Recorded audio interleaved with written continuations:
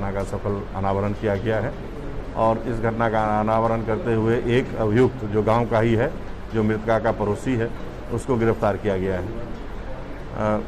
विवेचना में यह जानकारी प्राप्त हुई कि जो अभियुक्त है वह मृतका की माता के प्रति गलत भावना रखता था, उस पर बुरी नज़र रखता था और कई बार उसके घर आया जाया करता था। जब मृतका के पिता बाहर रहते थे उस समय ये आता जाता रहता था। इस बात को लेके जो मृतका है, जो बच्ची है, उसने अपने पिता को कई बार इसकी शिकायत की थी और उसकी शिकायत पर उसके पिता द्वारा कई बार जो अभियुक्त है उससे कहा सुनी और लड़ाई झगड़ा भी हुआ था। और अभियुक्त के द्वारा जब यह पता किया गया कि उसको कैसे पता चलता है, तो यह उसको मालूम हुआ कि जो बच्ची है वह अपने पिता को बता दिया करती है।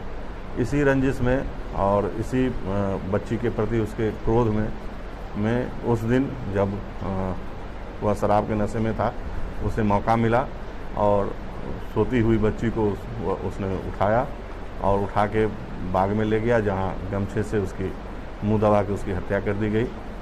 और लाश की पहचान छुपाने के लिए और साक्ष्य छुपाने के लिए उसने बच्ची को जलाने का भी प्रयास किया, किंतु उसमें वह पूरी तरह सफल नहीं हुआ।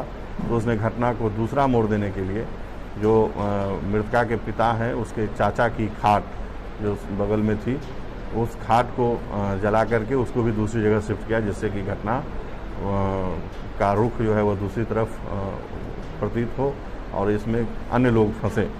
लेकिन हमारी टीम के द्वारा बड़ी ही बारीकी से विवेचना की गई और साक्ष्यों को इकट्ठा किया गया और इस अभियुक्त को पकड़ा गया है।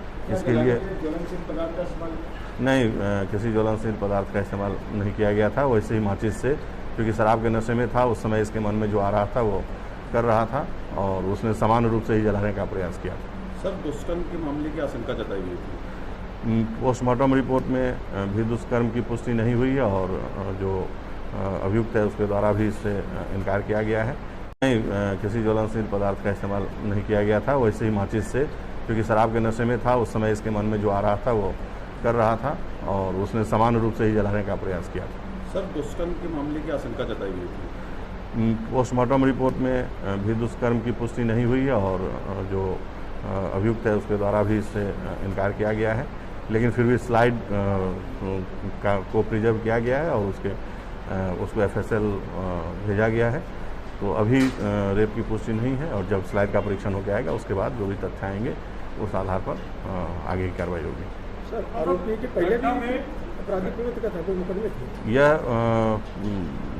नशे का आदी था और पूर्व में भी एक छेड़खानी के मामले में यह जेल गया हुआ था। इस पर गुंडा एक्ट की भी कार्रवाई की गई थी। तो पूर्व से यह थोड़ा सा आपराधिक प्रवृत्ति का व्यक्ति था।